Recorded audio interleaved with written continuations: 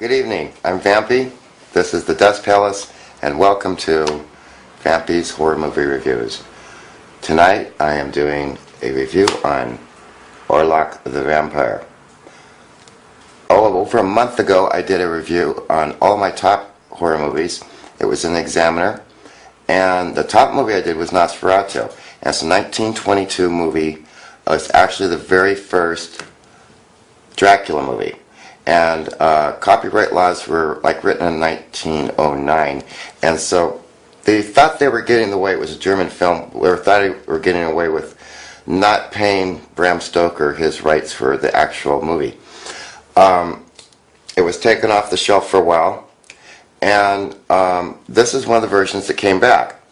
However, when they used to do silent movies, each movie theater had its own band, musicians, or just a piano player. And when they went to talkies, over 20,000 musicians lost their jobs. This soundtrack on this isn't by any of those musicians, and it's not by also the soundtrack that you can find on the real version that you should see, which is called Nosferatu. This version I can't recommend to you because of the soundtrack. This version is Beavis and Butthead Go to Transylvania. And the reason is, if there's snickering and funny little kind of like Beavis and Butthead comments, it's almost as if they sampled Beavis and Butthead and put it on here. So I really couldn't watch the whole thing. It's one of my favorite movies.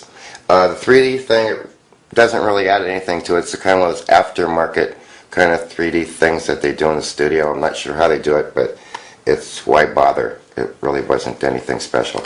So, see Nosferatu, like I originally said, and the only good thing about this is it had a little interview in the front, introduction by Lloyd Kaufman, who was the owner of Troma Pictures, and it kind of reminded me of an old friend of mine. She's actually an acquaintance, Tiffany Shepis, and I got hold of her on the internet like people do nowadays, and she invited me to her movie preview,